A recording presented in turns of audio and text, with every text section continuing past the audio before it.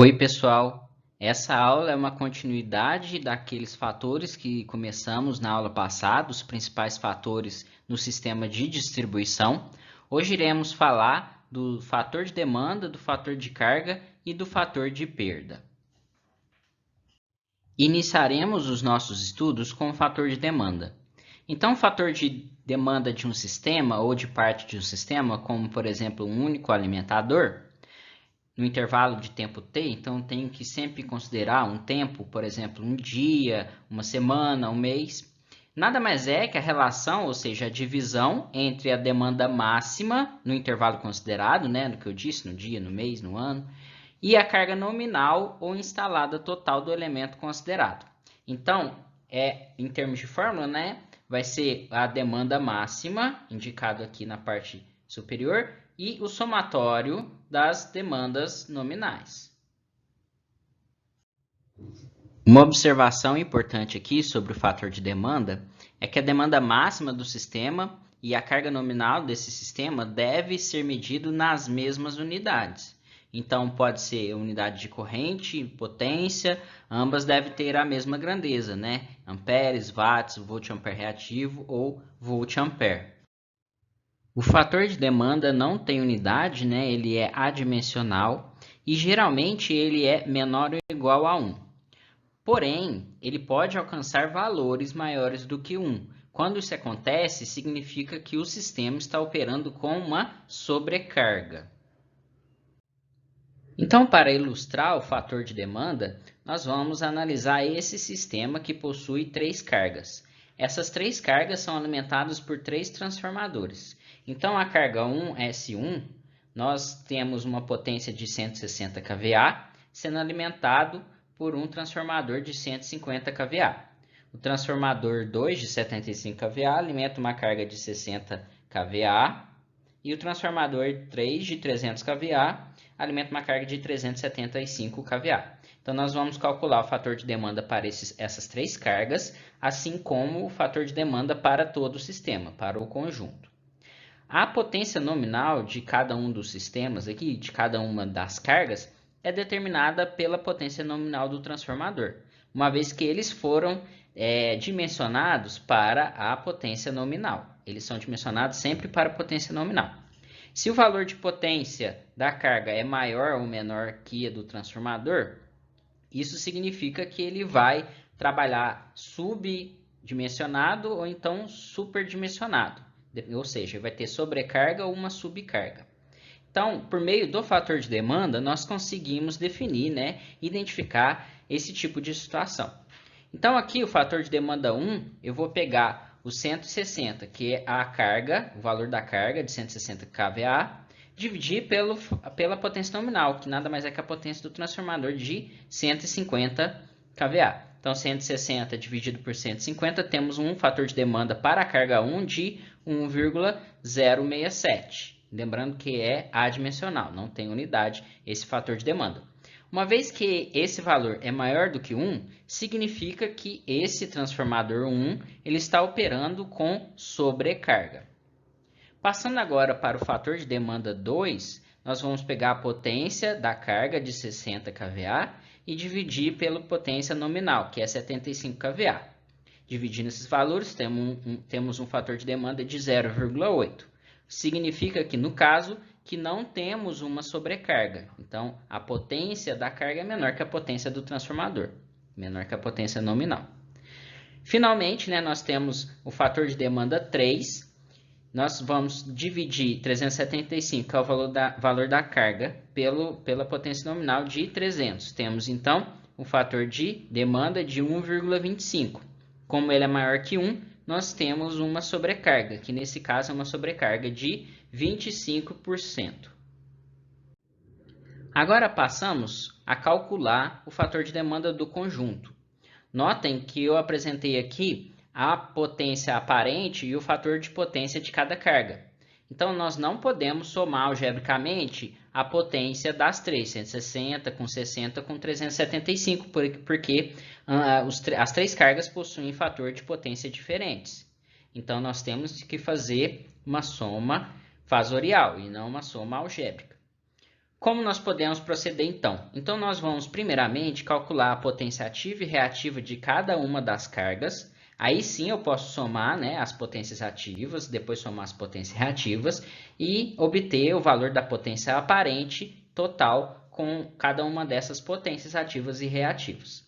A potência ativa, né, vai ser nada mais é do que a potência multiplicado pelo fator de a potência aparente multiplicado pelo fator de potência. Então eu mostrei aqui, ó, a potência ativa da carga 1 vai ser S1 vezes cosseno de φ1, ou seja, o cosseno de φ1 é o fator de potência dessa carga.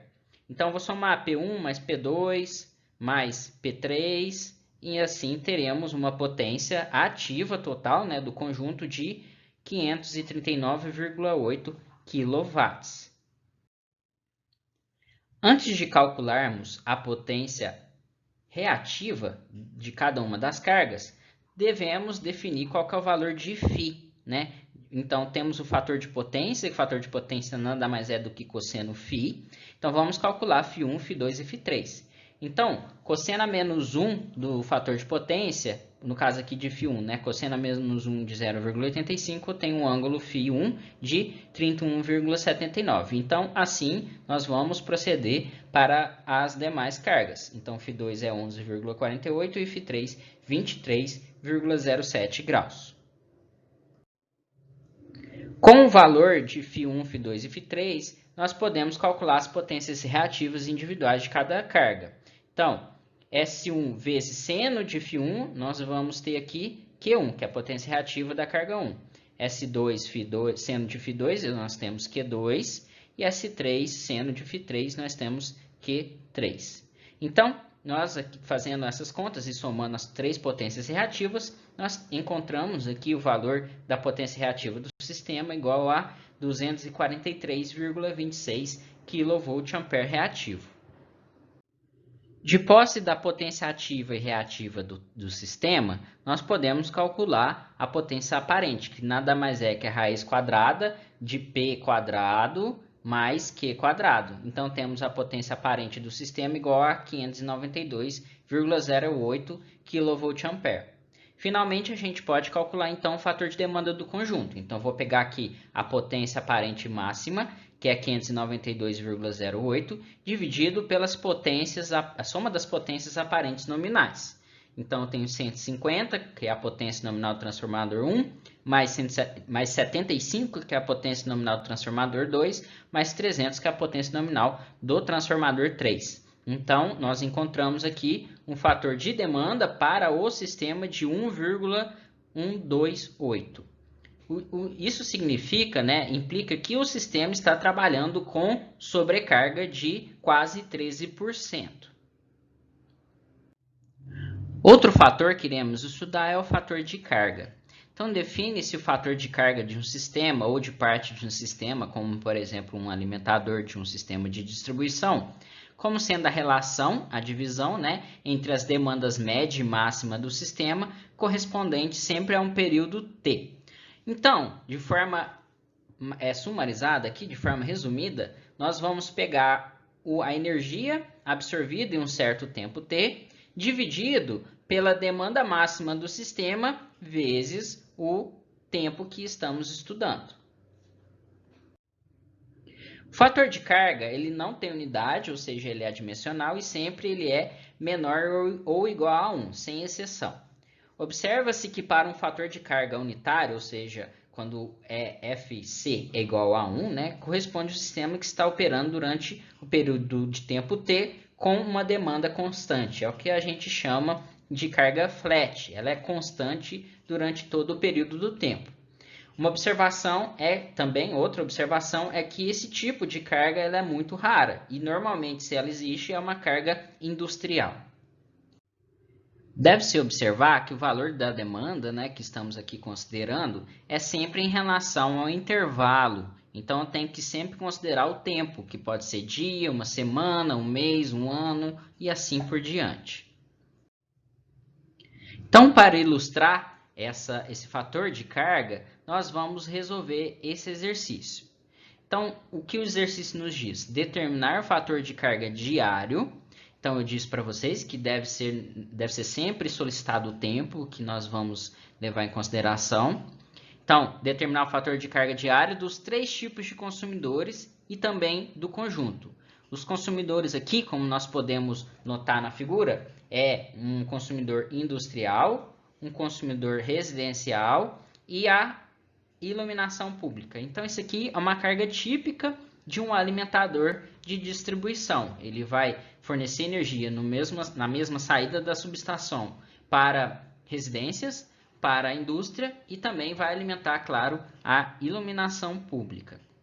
Então, nós podemos notar algumas coisas aqui nesse gráfico. Aqui de pontilhado, nós temos a carga industrial. Notamos que ela possui os seus picos em alguns períodos, porém, ela é mais comportada, vamos dizer assim, que a carga residencial. Ela possui um fator de demanda, um fator de carga, aliás, mais próxima da unidade. Já aqui a carga residencial, que é essa aqui que eu estou indicando para vocês, nós podemos observar que ela possui um baixo consumo, né, durante um período grande de tempo, e durante um período curto de tempo, que é o horário de pico, nós temos um consumo muito grande. E a iluminação pública, como nós podemos observar aqui, além de ser um consumo bem menor que as demais cargas, nós podemos notar que ela só vai funcionar no período da noite. Então, ela vai funcionar aqui, observando nesse gráfico, da meia-noite, né, 0 horas até 5 horas da manhã, e depois das 18 horas até a meia-noite, né, até virar o dia. Então, a primeira etapa para calcular o fator de carga é determinar a energia de cada uma das cargas.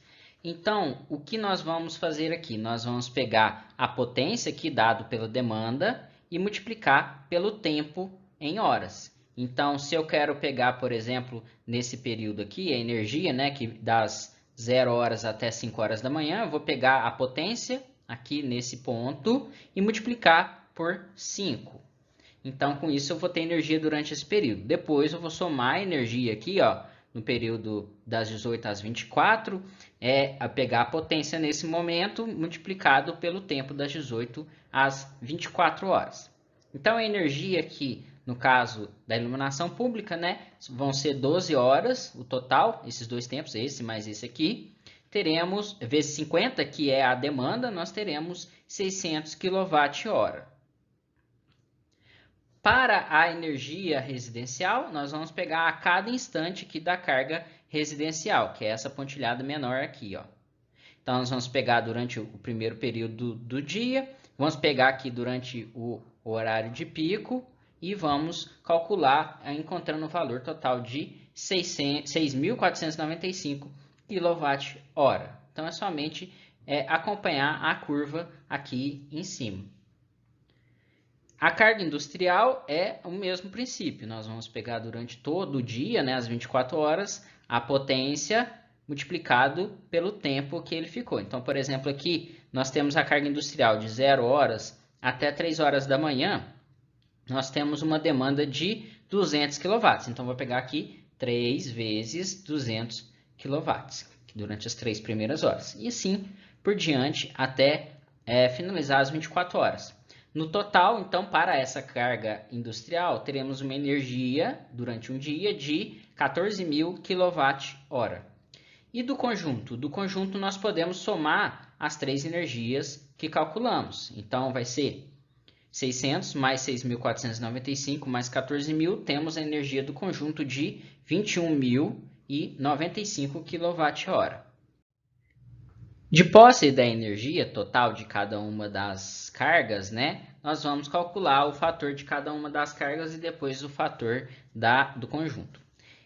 Então, vamos pegar, para calcular, nós devemos pegar essa energia que calculamos e dividir pela demanda máxima da carga vezes o tempo. Nesse caso, o tempo é 24 horas. Então, para a carga de iluminação pública, teremos uma energia de 600 kWh, dividido por 50, que nada mais é que a demanda máxima, né? Temos a demanda máxima aqui, como é uma carga muito constante, temos uma demanda máxima em vários períodos da noite. E então, 50 vezes 24 horas que estamos analisando. Temos aqui, então, um fator de carga de 50%. Uma vez que a metade do dia essa carga funciona e outra metade do dia ela não funciona, nós já poderíamos prever que esse fator de carga seria de 50%. Para a carga industrial, teremos a energia, né, de 14.000 dividido pela demanda máxima. A demanda máxima está nesse período aqui, ó, nesse instante de tempo aqui que eu estou indicando com a seta vermelha, com o valor de 1.100 kW. Vezes 24 horas, né, nós teremos aqui um fator de carga de 0,53 ou 53%. Como eu disse anteriormente, né, a carga industrial ela é um pouco mais flat, é um pouco mais reta, mais constante durante o dia. Então, portanto, ela tem um fator de carga mais próximo da unidade.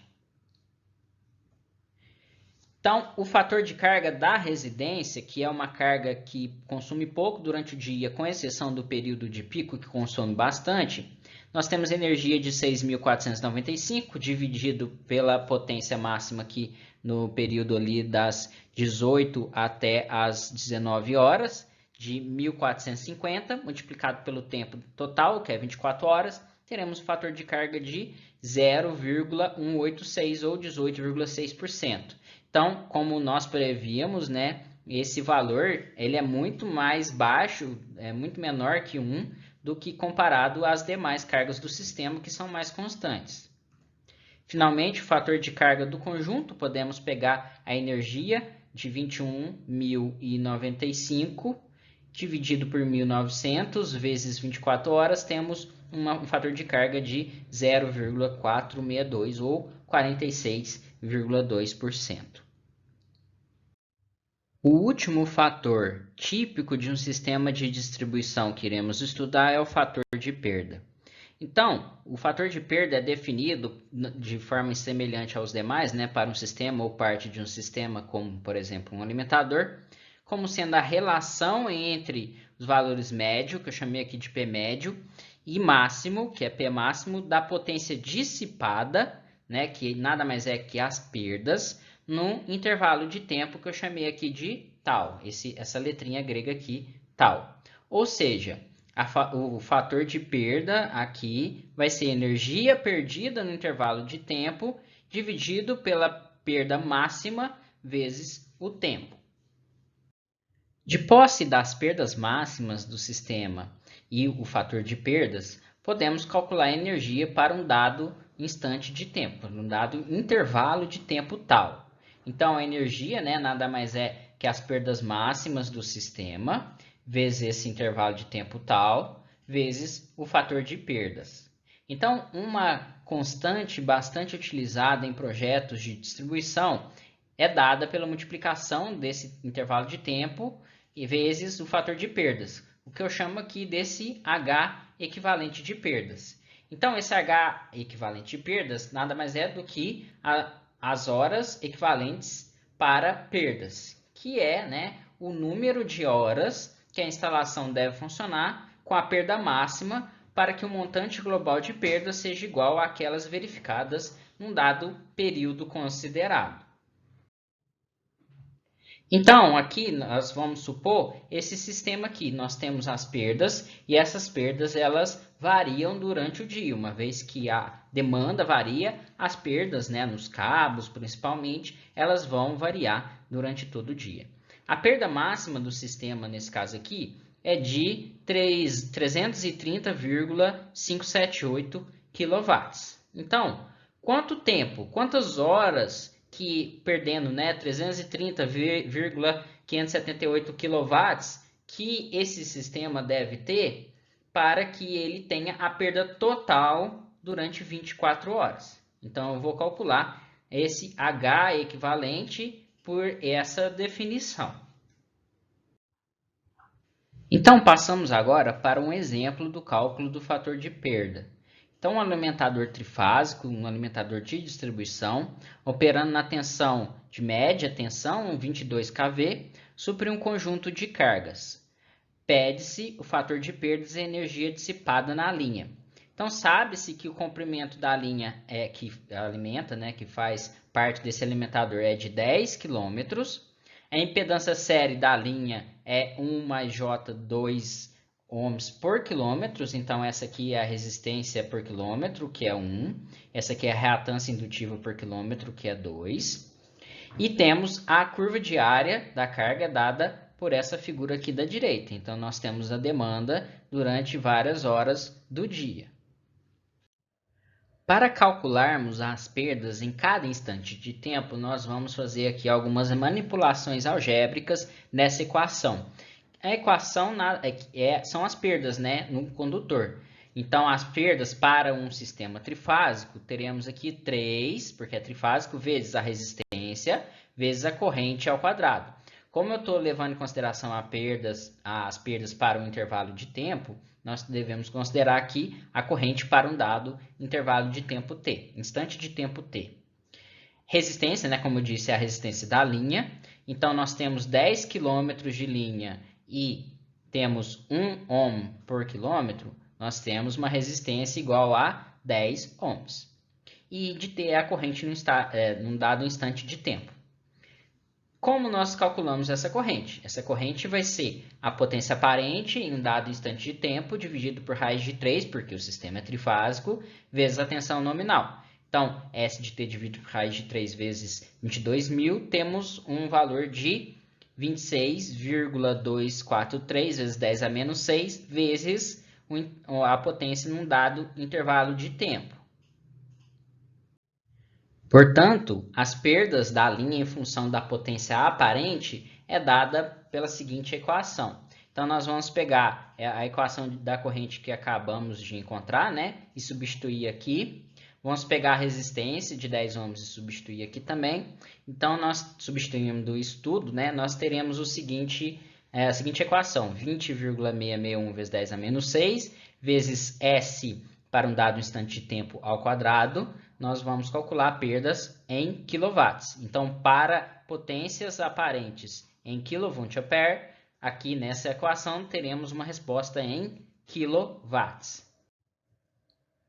Então, da curva de carga, a gente pode encontrar a perda diária de energia. Então, vamos calcular para cada instante de tempo a perda, né? De acordo com a equação que acabamos de desenvolver. Então, aqui, do período de 0 horas até o período de 7 horas, temos uma demanda de 800 kVA. Então, substituindo na equação lá, teremos uma perda aqui, né, para cada instante de tempo, durante esse período todo, de 13,223 kW.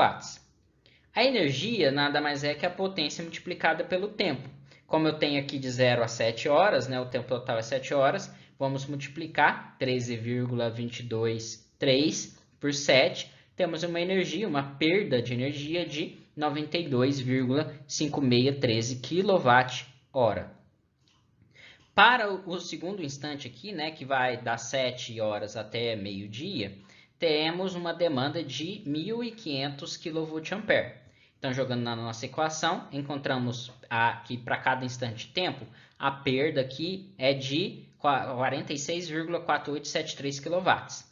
Já a energia para todo esse período de tempo, né, calculando, nós temos 232,4363 kWh. Do meio-dia, que é o instante anterior, até 18 horas, temos uma demanda de 2.800 kVA. Encontramos que para cada instante de tempo temos uma perda de 161 kW. E a energia nesse período vai ser a multiplicação dessas 6 horas aqui, meio-dia até às 18, né? Então, temos uma energia aqui, uma perda energética durante esse período de tempo de 971,8964 kWh.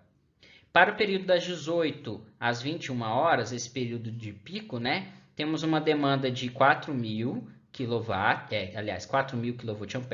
Então, temos uma perda para cada instante de tempo de 330,576 kW. E, multiplicando isso por 3, que é o período desse horário de pico, temos uma perda energética de 991,728 kWh. Para os dois últimos instantes aqui, né, Das 21 até as 23, nós temos uma demanda de 1000 kVA. Então, nós podemos calcular a energia de 41,322. E, finalmente, para a última hora aqui do dia, temos uma demanda de 800 kVA e uma perda energética durante essa única hora de 13,223 kWh. Então, o resultado final das perdas que calculamos é apresentado nesse gráfico aqui. Então, eu posso apresentar a perda em cada instante de tempo durante todo o meu dia. A energia total do sistema é simplesmente somar todas essas energias que calculamos. Nesse caso aqui, a energia total vai ser 2.343,178 kWh. Então, essa é toda a energia que eu perdi, que eu dissipei durante a minha transmissão de energia no sistema de distribuição. A perda máxima, né, que ocorre aqui durante o período de pico, tem valor de 330,576 kW. De posse desses dois valores, nós podemos calcular qual que é o fator de perda. Então, com o valor da energia, com o valor das perdas máximas, né?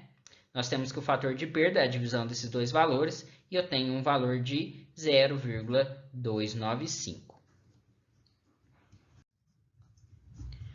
Bom, pessoal, é isso que eu queria mostrar para vocês.